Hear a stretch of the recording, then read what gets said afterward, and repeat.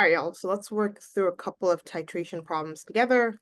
I'll talk you through, so I've already worked through these. I'll talk you through kind of the thought process and then show you my thought process. Okay. So the titration, this much H2SO4, so sulfuric acid was titrated using that volume of this concentration of NaOH. Assume that the H2SO4 was completely neutralized. What is the concentration of this? Okay, so I'm given volume of NaOH.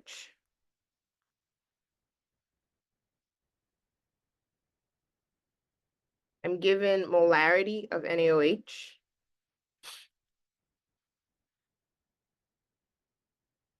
Zero 0.147 big M.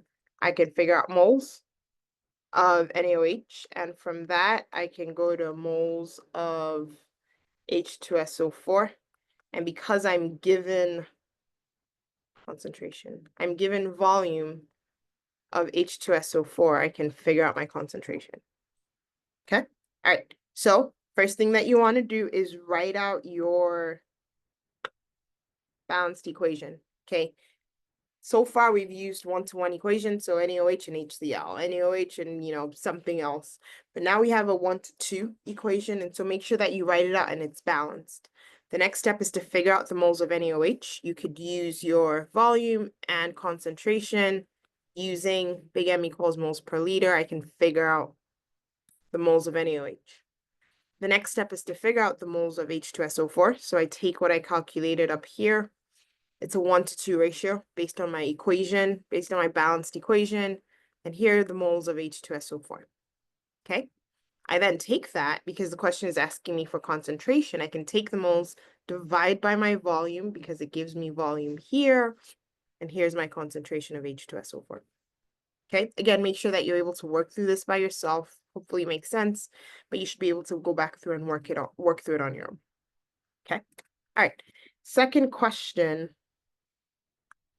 I'm given this much of an antacid and it contains these many grams, okay? These many grams of magnesium hydroxide, okay? What volume of HCl could one dose to neutralize? The first thing I need to do is write my equation. Okay, figure out moles of magnesium hydroxide. And then I could figure out moles of HCl and then go from there to volume of HCl because I have the concentration of HCl. Okay. All right. Because I'm given grams, I actually do not need to I don't need to use this volume here. Okay. And so this is the volume of my antacid that contains magnesium hydroxide, but I need to figure out the number of moles of magnesium hydroxide. Okay, so the first thing you want to do is write out your equation. Once that is done, figure out the moles of Mg magnesium hydroxide. In this case, I need to convert from grams, from milligrams. Oh my goodness, guys, I'm sorry.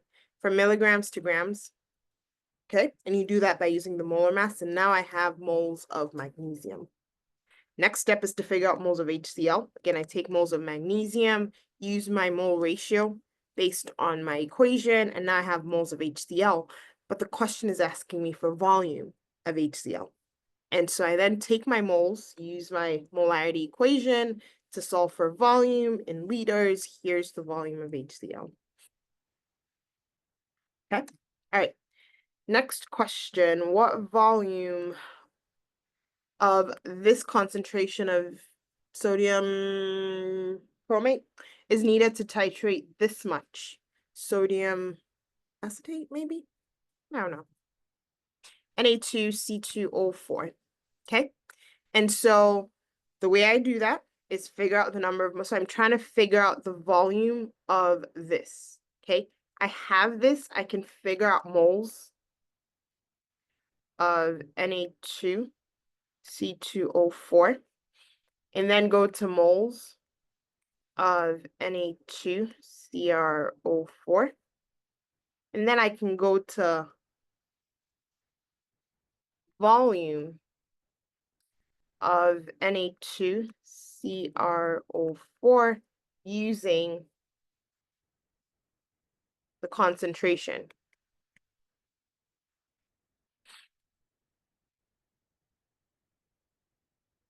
Okay, so in this case, I'm using, I guess, part stoichiometry we've done before, and then part solution stoichiometry. So I first figure out the number of moles of that based on the grams. So grams, my molar mass, and here's the moles of Na2C2O4. But the question is asking me for stuff regarding Na2CrO4, and so I then convert from moles of this to moles of Na2CrO4 using my mole ratio. So the equation is given to you, it's already balanced. And here are my moles of that. But that's not it. The question is asking me for volume, specifically milliliters. And so I can use my big M equals, hold on, molarity equals moles per liter. I can figure out my liters by taking my moles and dividing by my concentration, which is given here, to give the volume in milliliters. Okay, so remember, whatever I get here is in liters. I then have to convert from liters to milliliters. Okay. All right, last question. The solubility of slaked lime, calcium hydroxide in water is this. Okay. What volume of this concentration of HCl is needed to neutralize this much calcium hydroxide? So the first thing you want to do is write out your equation. Okay. Figure out the number of moles of calcium hydroxide based on what you're given, and then go to moles of HCl, and then you can go to volume of HCl. Okay. All right. This is a little more involved, complicated, stepwise, but we got it. Okay. So first off, write out your equation. Make sure it's balanced. The next step is to figure out moles of calcium hydroxide. However, we're given this weird concentration, grams per milliliter, but because we're given grams per milliliter, we can actually figure out moles per liter. Okay, and so I take my grams per milliliter and now do a conversion. So go from grams, use my molar mass per 1 mole, convert from milliliters to liters. Here's my thing. Okay, so that's how much I have. That's my concentration, moles per liter. But I can't just use that. It tells me that I have 10 milliliters of calcium hydroxide, and so I need to use that to figure out my moles. And so to find moles, I take my concentration that I just figured out, multiply by liters, I have 10 milliliters, convert that, and here are my moles of calcium hydroxide.